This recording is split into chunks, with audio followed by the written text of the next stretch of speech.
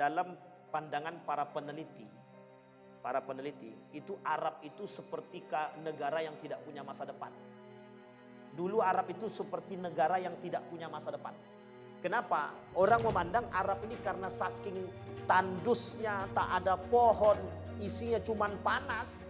Itu orang tak tahu itu nak buat apa di situ.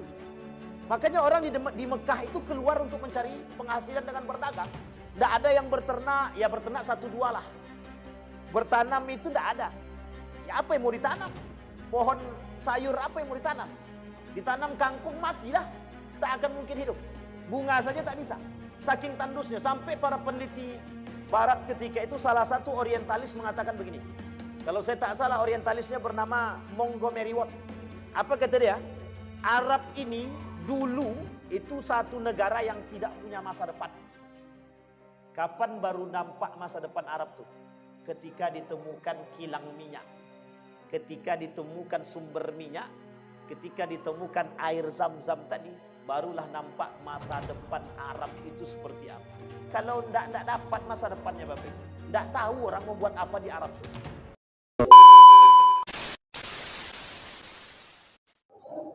Assalamualaikum warahmatullahi wabarakatuh. Alhamdulillahi rabbil alamin. Alhamdulillahilladzi an'ama bi ni'matil iman wal islam bihima tatimmus salihat. Asyhadu an la ilaha illallah wahdahu la syarika lah wa asyhadu anna Muhammadan abduhu wa rasuluh la nabiyya ba'd. Allahumma salli wa sallim wa barik ala hadzal nabiyil karim. Allahumma salli ala Muhammad wa ala ali Muhammad fil alamin innaka Hamidum Majid. Puji syukur kehadirat Allah atas limpahan rahmat dengan mengucapkan alhamdulillahirabbil alamin. Berselawat kepada Nabi dengan mengucapkan Allahumma salli ala Muhammad wa ala ali Muhammad fil alamin innaka Hamidum Majid. Ya ayuhan nasu taqu rabbakum alladhi khalaqakum min nafsin wahidah wa khalaqa minha zawjaha wa batha minhuma rijalan katsiran wa nisaa wattaqullaha alladhi tasaaluna bihi wal arham innallaha kana 'alaikum raqiba. Wa qala Allah ta'ala ya ayyuhalladzina amanu taqullaha wa qulu qawlan sadida yuslih lakum a'malakum wa yaghfir lakum dhunubakum wa may yuti'illaha wa rasulahu faqad faza fawzan 'azima. Baik Bapak Ibu sekalian yang berbahagia, mudah-mudahan di maghrib ini Allah limpahkan rahmat dan karunia-Nya kepada kita. Allah berkahi, Allah jadikan rumah tangga yang sakinah mawaddah warahmah.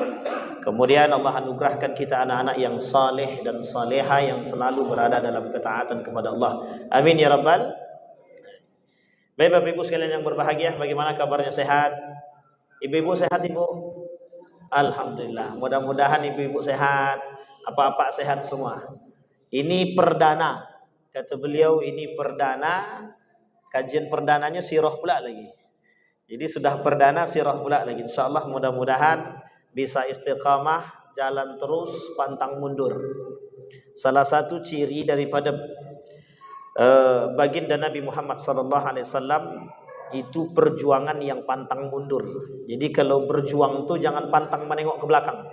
Jadi kalau nengok ke belakang banyak yang tak jadi. Artinya kami berharap kepada pengurus mudah-mudahan bisa istiqamah berapapun yang datang. Jangan usah pikirkan. Karena ada satu perjuangan yang harus kita ambil hikmah daripada perjuangan tersebut. Kami punya masjid tak jauh dari rumah Pak Ketua, tak jauh dari rumah saya. Itu pengajian kami yang datang cuma 5 orang. Kadang 1 orang, kadang 2 orang. Tapi Alhamdulillah 3 tahun berjalan, hari ini lebih dari 50 orang yang datang. Setelah 3 tahun tapi. Artinya apa? Perjuangan. Kita perjuangan itu berat. Memulai itu yang susah. Memulai itu kemudian beristiqomah daripada itu yang agak sulit. Maka hari ini temanya adalah, bukan tema, judul kita adalah sirah. Sirah itu dia ada sirah, ada fiqhus sirah. Dia ada 2. Ada sirah, ada fikih sirah. Ada tentang perjalanan baginda Nabi, tentang kehidupan Nabi, tapi ada juga fikih sirah. Bagaimana kita mengambil dampak positif daripada sirah tersebut, perjalanan baginda Nabi Muhammad SAW. Tapi ada yang lain daripada itu.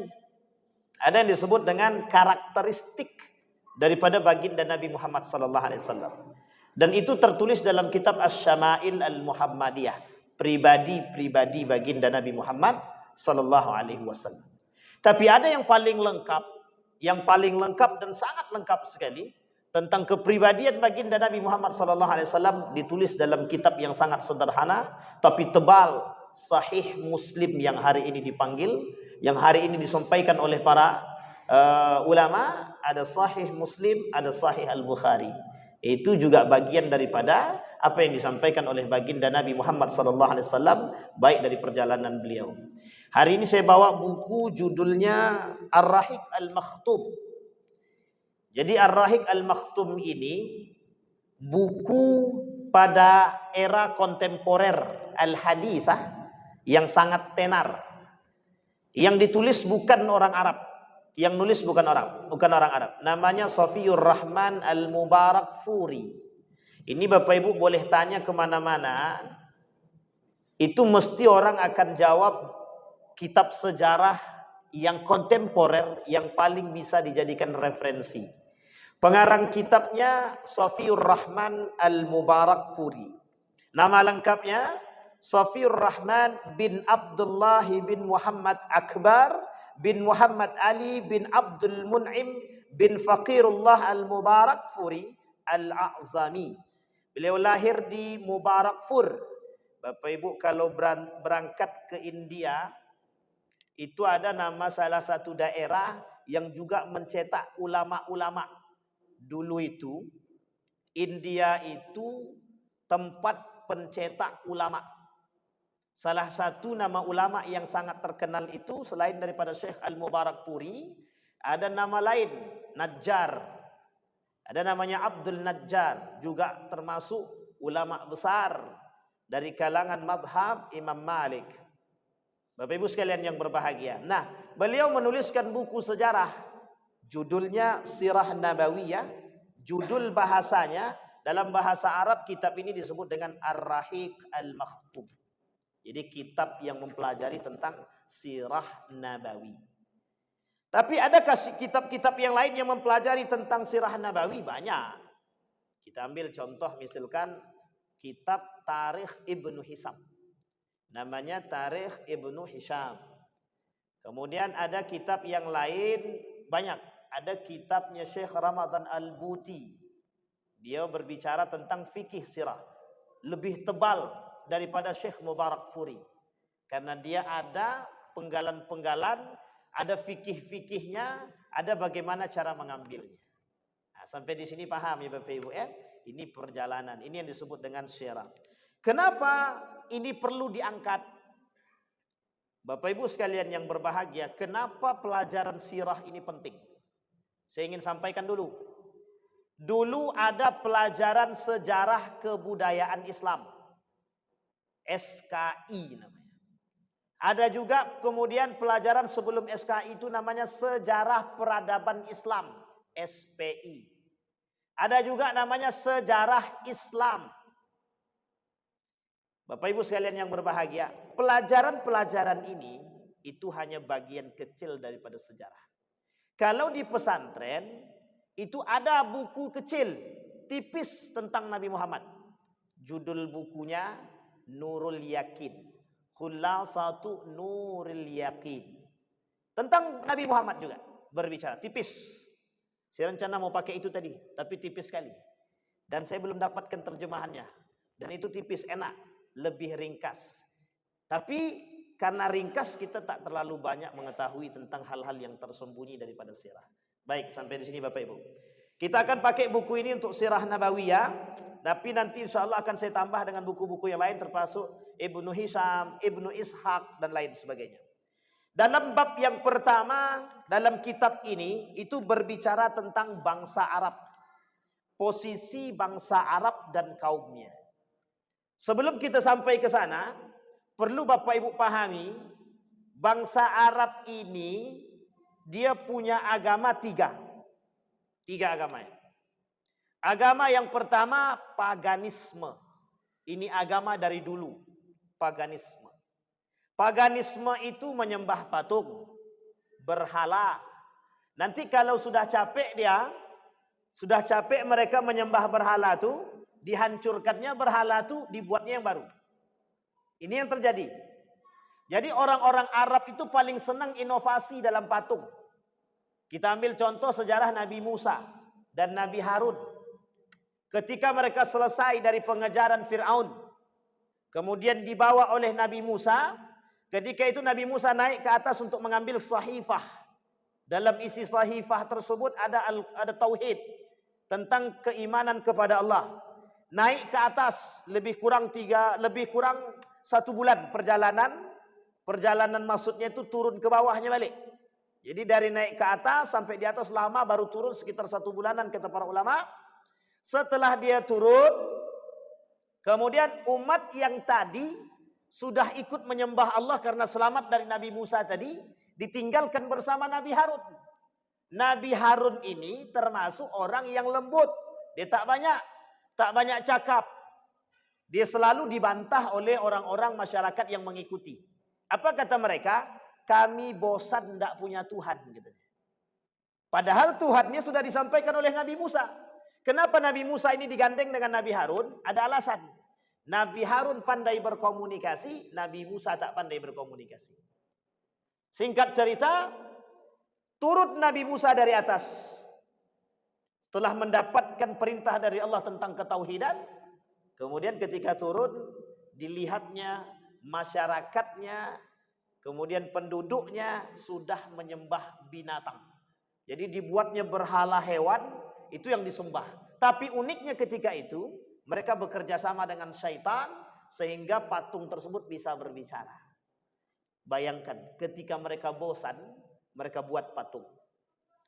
Dan ketika mereka sudah bosan dengan patung tersebut, mereka hancurkan, kemudian mereka bangun lagi yang baru. Itu yang terjadi.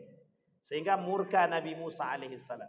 Kembali kepada tadi, itu corak daripada bangsa Arab. Nah, bangsa Arab ini, mereka paganisme yang pertama, yang suka menyembah patung, berhala, dan lain sebagainya. Matahari, hewan. Makanya Bapak Ibu kalau tengok Ka'bah, itu di sekeliling Ka'bah itu dulu, sebelum baginda Nabi Muhammad SAW dibaiat menjadi Nabi, itu sekeliling Ka'bah itu semuanya berhala. Terserah berhalanya apapun. Kalau udah capek mereka hancurkan. Nanti pas lagi masa hari raya mereka bangun balik. Setelah dibangun, barulah kemudian bosan hancur lagi. Begitu terus. Sekeliling Ka'bah. Maka menjadi sebuah tradisi bagi orang-orang Arab dahulu. Namanya Arab Ba'idah. Apa kata mereka? Itu menjadi sebuah tradisi. Tradisi kami adalah menyembah patung. Sehingga melekat. Sangat melekat bagi mereka. Ketika baginda Nabi Muhammad SAW datang untuk kemudian membawa satu agama yang baru, otomatis sesuatu yang sudah melekat pada diri itu sangat sulit untuk dihilangkan. Sangat sulit. Baik. Posisi bangsa Arab ketika itu sebelum baginda Nabi Muhammad SAW datang. Apa ketika itu posisi bangsa Arab? Arab itu diartikan sebagai padang pasir, tandus. Jadi kalau ibu naik, bapak ibu berangkat umrah, kalau kita berangkatnya dari Malaysia, nanti mendekat Jeddah itu belum masuk ke Jeddah lagi tapi sudah mendekat. Itu nanti kita akan ditunjukkan dengan pemandangan yang indah. Kalau kita sampainya di siang hari, itu akan kelihatan indahnya padang pasir itu. Nampak tuh padang tandus tuh. Panas padang pasir tersebut. Dan itu bagaimana dulu baginda Nabi Muhammad SAW itu ketika dia berjalan itu di padang pasir yang begitu. Dan itu menjadi sebuah kebiasaan orang Arab. Dan ada kebiasaan orang Arab itu yang Allah tulis di dalam Al-Quran ketika mereka berangkat pergi perdagangan. Ketika musim semi dan ketika rihlatas syita'i was saif. Ketika pada musim semi, kemudian musim gugur, itu mereka pergi berdagang, keluar daerah untuk berdagang. Itu kebiasaan orang Arab. Jadi orang Arab itu punya kebiasaan, salah satunya adalah berdagang. Kapan berdagangnya? Di musim itu tadi. Makanya Bapak Ibu, kenapa sejarahnya ada kaitannya ketika Islam masuk ke Nusantara, Islam ini masuk ke Nusantara, itu ada kaitannya dengan apa yang disampaikan, kebiasaan orang Arab. Orang Arab ini punya kebiasaan keluar berdagang itu tidak mau di dalam Mekah itu. Salah satu tempat yang mereka kunjungi untuk berdagang adalah Cina, Persia, Mesir. Itu tempat-tempat tertentu. Dan Jeddah termasuk salah satu daerah cuman perbatasan saja. Cuman tempat lewat. Jadi Jeddah itu tempat lewat saja. Jeddah itu tempat lewat yang tidak ada penghuninya dulu. Dan tidak ada tidak pernah diharapkan adanya kehidupan di Jeddah itu. Tidak pernah diharapkan. Hanya saja dulu ada perkampungan kecil. Begitu dulu. Mereka selalu keluar dari Mekah untuk berdagang. Dan ketika mereka berdagang itu sekali keluar 6 bulan, 3 bulan, 6 bulan baru mereka balik. Makanya orang Arab ini mohon maaf. Ketika mereka berdagang keluar 3 bulan, 6 bulan, mereka punya istri di tempat itu. Beranak pinak. Habis itu 6 bulan balik lagi, ketemu dengan istri dia. Maka jangan salah, mereka punya banyak silsilah itu. Punya banyak turunan di tempat-tempat tertentu. Ini namanya Arab, orang Arab. Baik. Menurut bahasa, Arab artinya padang pasir. Kemudian tanah gundul dan gersang. Yang tiada air dan tanamannya. Jadi memang tidak ada apapun. Di tempat-tempat itu memang sulit untuk mencari air. Kita masih ingat sekali ketika baginda Nabi Muhammad SAW berangkat perang. Ketika itu panglima perangnya adalah Khalid bin Walid. Ketika berangkat perang bersama Khalid bin Walid, Khalid ini sangat mengerti bagaimana strategi perperangan, ini tahu betul dia. Titik-titik tertentu itu dia tahu. Kapan untung, kapan rugi itu dia tahu. Sehingga ketika dalam perjalanan dari Madinah itu, mereka berangkat untuk berperang itu, apa kata Nabi kepada Khalid bin Walid? Kita bermukim di sini. Gitu. Salah satu tempat yang memang tandus, tidak ada apa-apa. Tapi kata Khalid bin Walid, jangan Nabi, kata dia. Tak jauh dari sini, itu ada waduk, kalau bahasa kita hari ini namanya waduk. Ada waduk, kata dia. Yang waduk ini ada airnya. Kata Khalid bin Walid, kita berhentinya di sono saja. Jangan sampai kedahuluan musuh kita. Karena kalau musuh yang dahulu dapat sampai, kita yang KO, kata dia. Di bahasa kita. Kita yang KO. Kenapa? Air di situ. Air itu apa? Itu adalah sumber kehidupan. Dalam perperangan air itu penting karena pasti capek. Nah, jadi Bapak Ibu di sini menggambarkan dalam sejarah itu digambarkan bahwa padang pasir itu sulit mencari air. Sangat sulit untuk mencari air. Sehingga ketika air tidak ditemukan, kita ambil contoh cerita Nabi Ibrahim alaihissalam ketika meninggalkan istri dia Sarah dengan anaknya. Siapa nama anaknya? Nabi Ismail. Kan ditinggal. Artinya mencari air sana sini nggak ketemu, biidznillah keluar dari kaki anaknya air zam-zam. Artinya berkumpullah. Bayangkan menunjukkan tanah Arab itu tandus. Ini saya ingin sampaikan, ada namanya Arab Spring. Kapan waktu kita coba ungkit sedikit Arab Spring itu. Jadi Bapak Ibu, dalam pandangan para peneliti, itu Arab itu seperti negara yang tidak punya masa depan. Dulu Arab itu seperti negara yang tidak punya masa depan. Kenapa? Orang memandang Arab ini karena saking tandusnya, tak ada pohon, isinya cuman panas. Itu orang tak tahu itu nak buat apa di situ. Makanya orang di Mekah itu keluar untuk mencari penghasilan dengan berdagang. Tidak ada yang berternak, ya berternak 1-2 lah. Bertanam itu tidak ada. Ya apa yang mau ditanam? Pohon sayur apa yang mau ditanam? Ditanam kangkung matilah. Tak akan mungkin hidup. Bunga saja tak bisa. Saking tandusnya. Sampai para peneliti barat ketika itu salah satu orientalis mengatakan begini. Kalau saya tak salah orientalisnya bernama Montgomery Watt. Apa kata dia? Arab ini dulu itu satu negara yang tidak punya masa depan. Kapan baru nampak masa depan Arab tuh? Ketika ditemukan kilang minyak.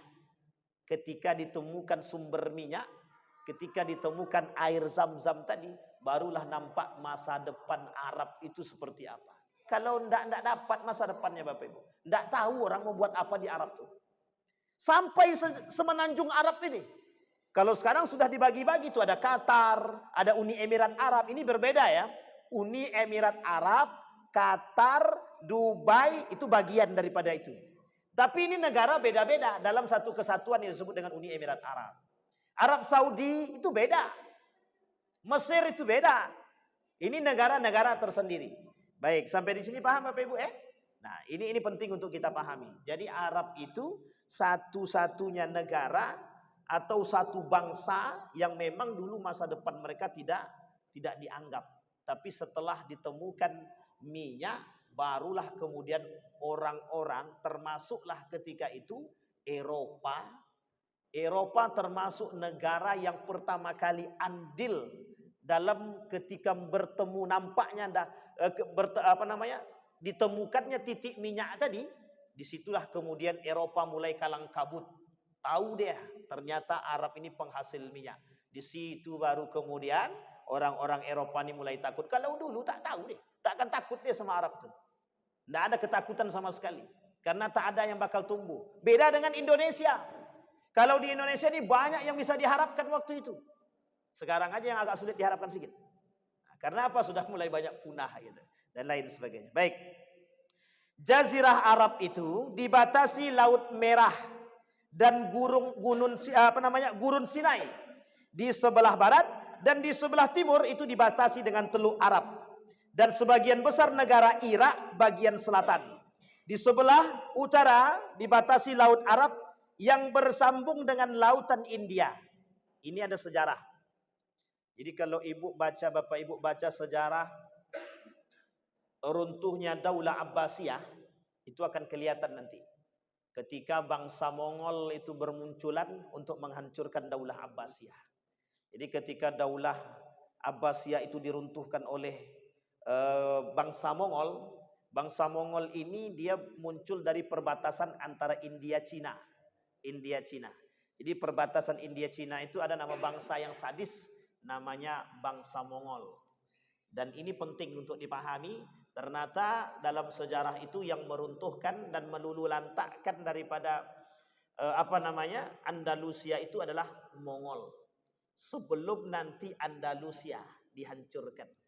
Jadi Abbasiyah dulu.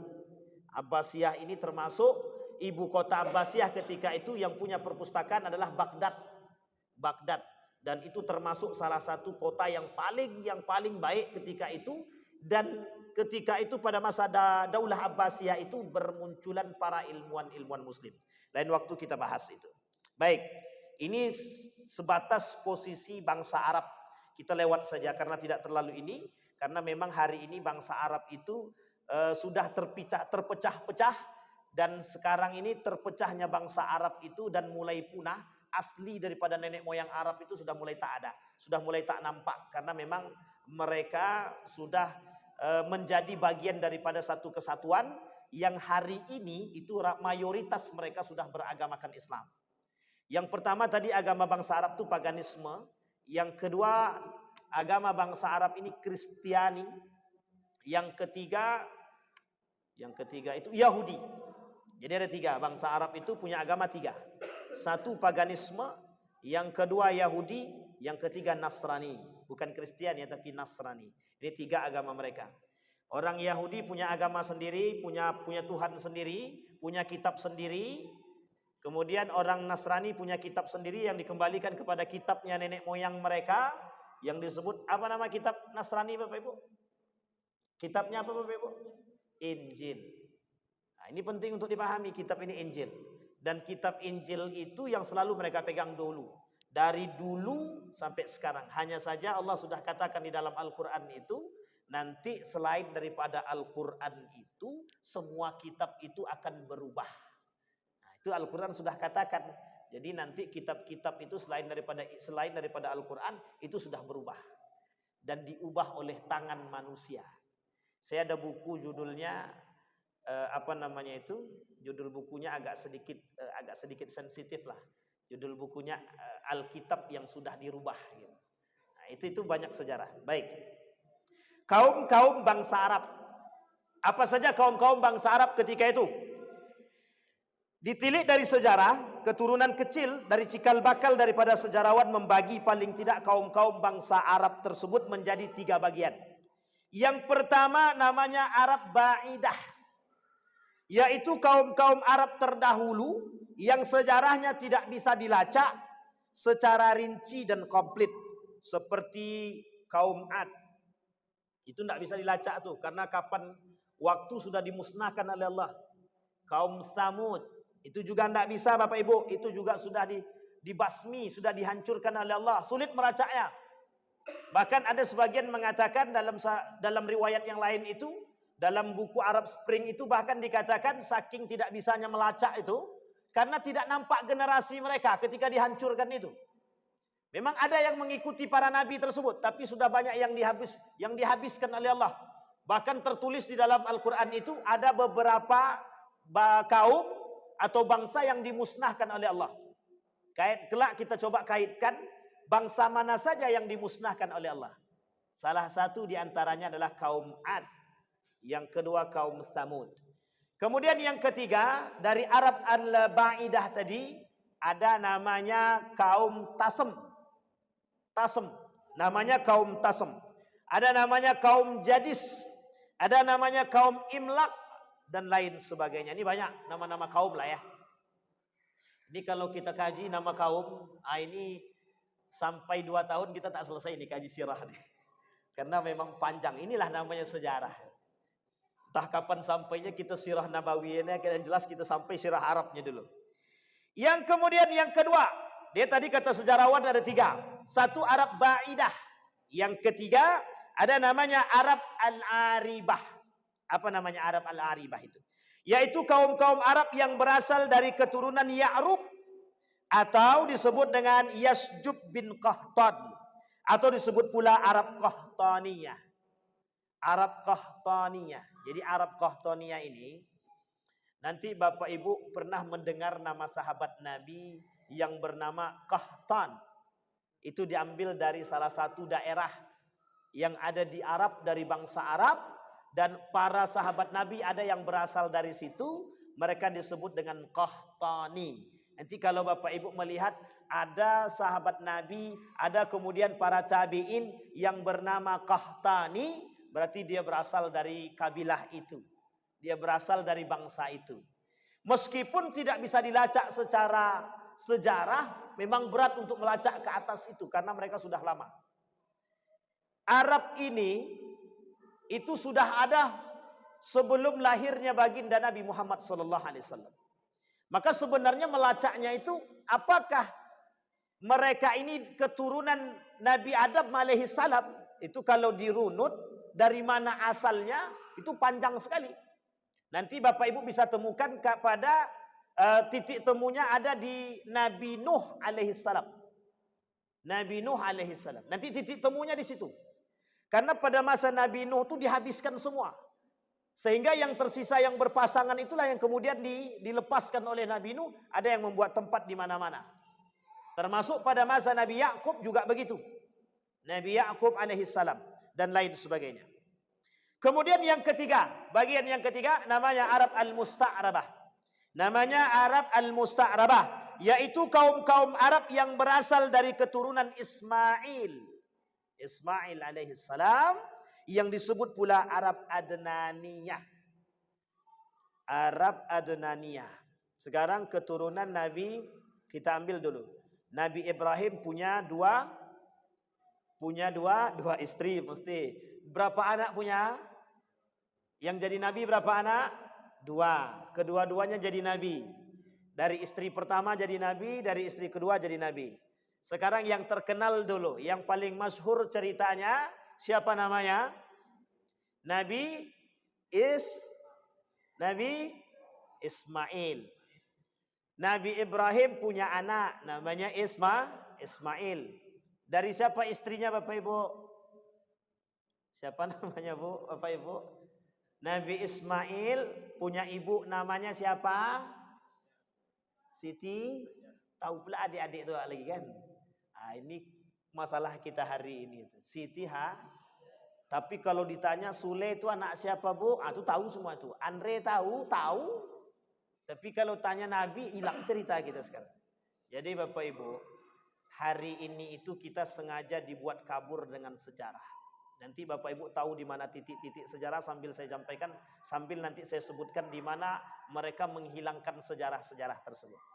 Jadi pasca runtuhnya Turki Utsmani itu kita tidak boleh belajar sejarah lagi. Kita tidak boleh belajar sejarah. Oleh kaum orientalis itu sudah dirubah-rubah. Termasuk sejarah ini Pak.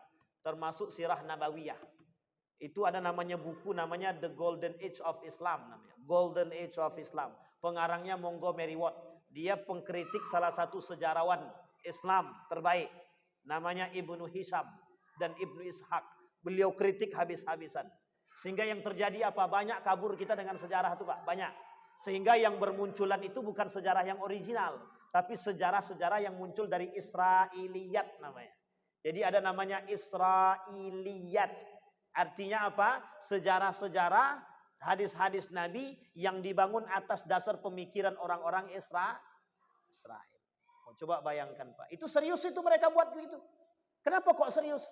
Agar mereka mengkaburkan pandangan kita terhadap agama. Itu serius. Makanya kita kalau tak belajar sejarah tak serius, itu kita dibodohi orang itu. Kita ambil contoh ya.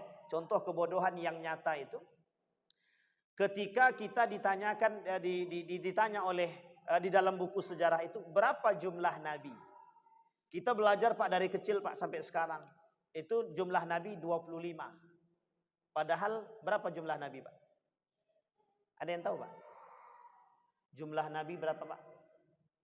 25.000. Ada yang mengatakan 250.000. Itu jumlah nabi. Yang kita paham 25. Bayangkan jauh jaraknya 250.000, jaraknya dengan 25. Berapa jumlah malaikat Pak? Yang kita pahami berapa? 10. Padahal ribuan Pak. Jumlah malaikat itu ratusan ribu jumlah malaikat. Ada namanya Nabi Syed.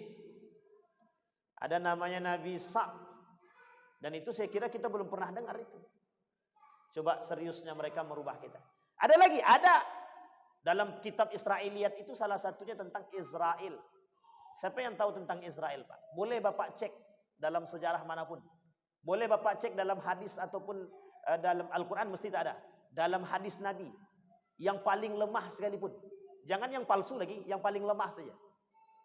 Itu tidak akan kita temukan nama malaikat maut itu Israel itu tidak ada. Nama malaikat maut itu disebutkan dalam Al-Quran dan hadis Nabi Malakul Maut. Namanya Malakul Maut. Saking seriusnya.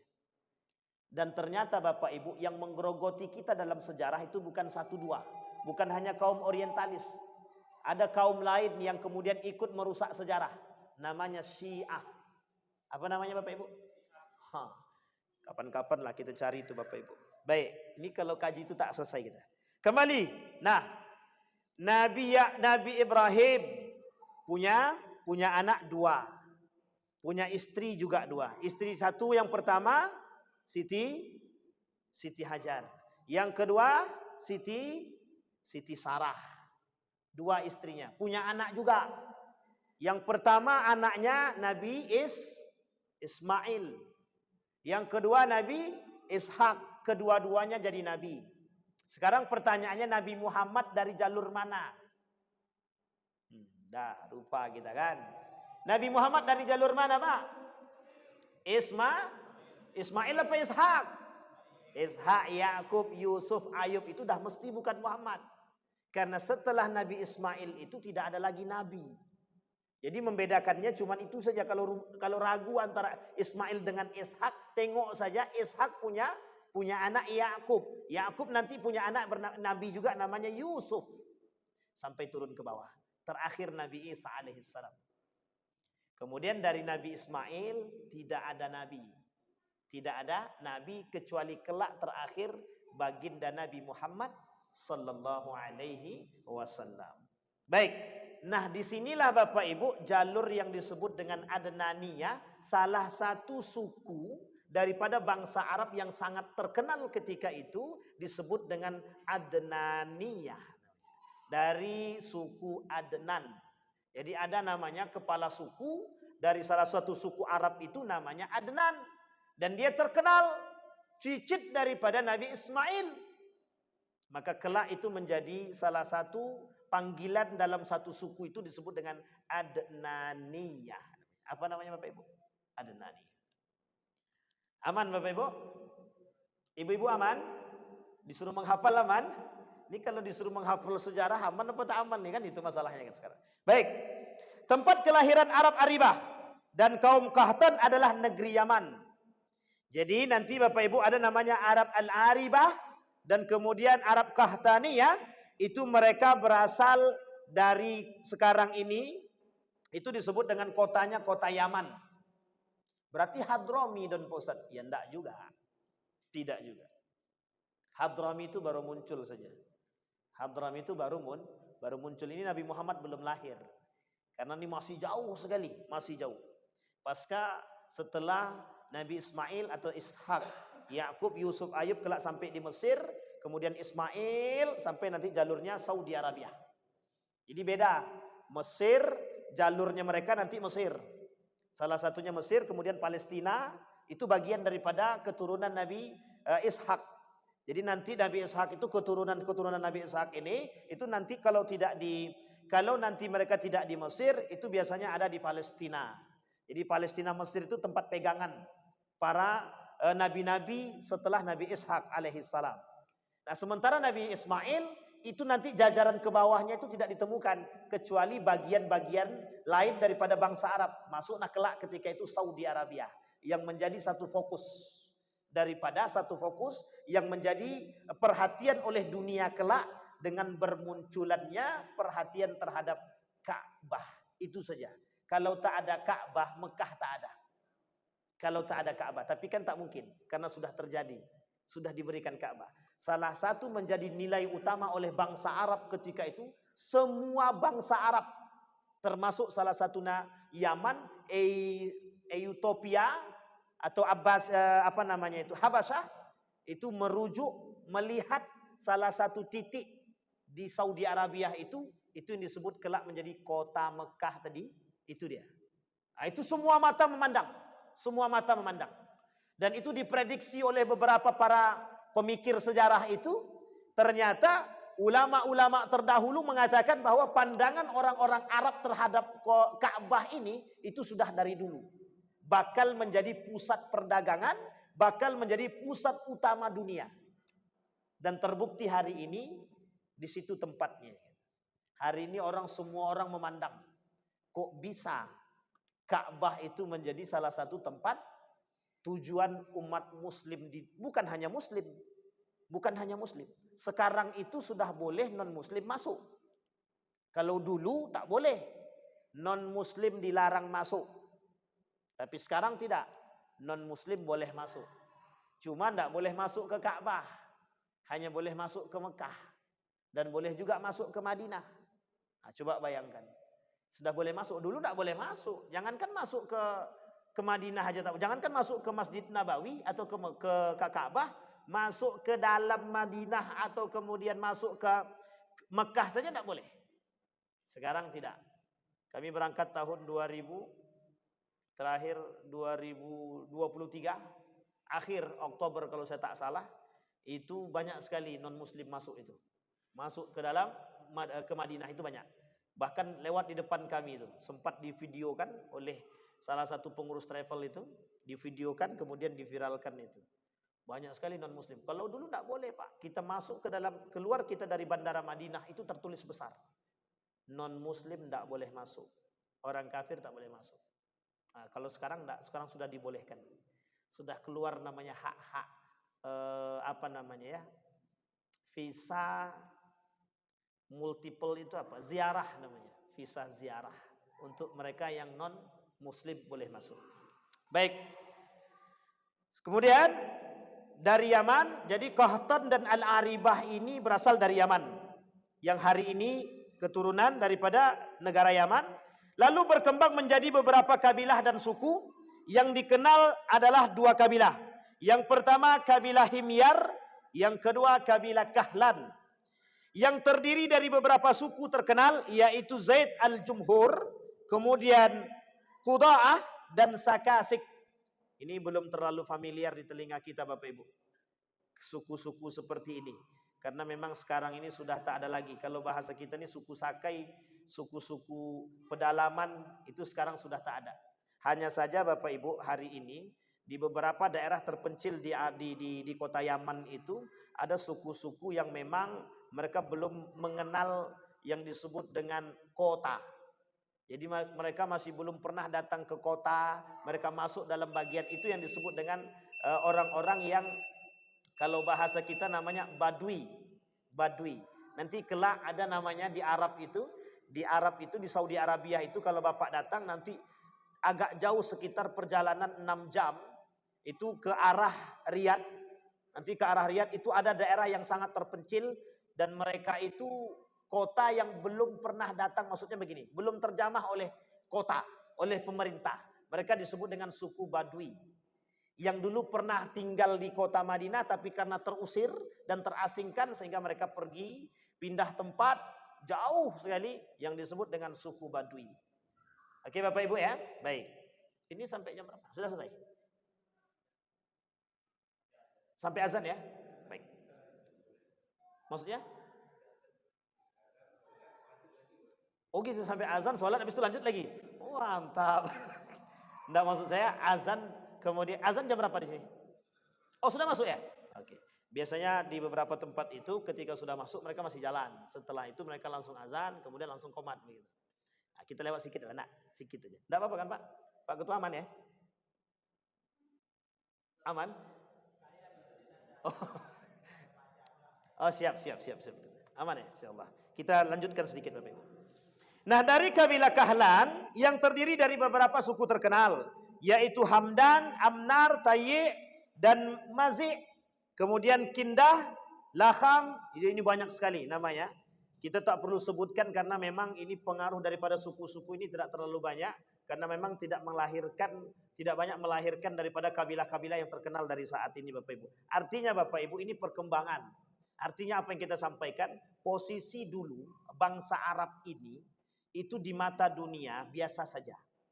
Tetapi setelah ditemukannya titik yang disebut hari ini itu sebagai Ka'bah itu, yang bakal menjadi cikal bakal berkembangnya itu satu kampung, satu daerah tadi, satu bangsa tadi, satu kaum tadi, itu yang kemudian menjadi pusat perhatian dunia. Salah satunya Raja Habasha itu juga menjadi perhatian dia terhadap, dan ternyata ketika kita merujuk kepada sejarah yang punya perhatian besar terhadap Ka'bah itu bukan Habasyah saja. Sebelum itu ketika Nabi Ibrahim alaihissalam itu tidak ada penduduk yang tinggal Pak di Mekah, itu tidak ada orang sama sekali, tidak ada. Maka termasuk perdanalah Nabi Ismail dan Siti Hajar. Itu bolak-balik itu tidak ada orang. Dulu dianggap tempat jalan saja. Dan tidak pernah terpikir di situ akan keluar air yang disebut dengan Zam-Zam. Dan tak pernah terpikir di situ kalau bakal menjadi pusat perdagangan, pusat tempat ibadah terbesar di dunia. Tak pernah terpikir. Karena jarak tempuh masyarakat itu ke titik itu jauh. Kalau hari ini kita berjalan, kalau pakai motor 30 menit sampai 1 jam. Bapak Ibu boleh lihat dari satu kota ke kota yang lain. Kita ambil contoh. Ketika Bapak Ibu di Mekah, coba kita berjalan dari kota Mekah itu ke Taif. Berapa jam kita tempuh? 2 jam. 2 jam perjalanan kita tempuh. Dulu tak ada apa-apa. Sedikit pun tak ada. Bahkan makhluk-makhluk itu pun tak ada. Bayangkan Nabi Ibrahim cuma disuruh mengantar istri dia bersama anaknya sampai di situ. Setelah itu ditinggal sama Nabi Ibrahim. Apa yang dilakukan setelah itu? Mencari makan untuk hidup pun susah. Karena memang tidak ada kehidupan. Makanya pandangan para dunia ketika itu tidak pernah berpikir bahwa Arab ini menjadi satu kota yang Arab ini tidak akan pernah menjadi bangsa yang besar. Tapi hari ini itu Arab menguasai dunia.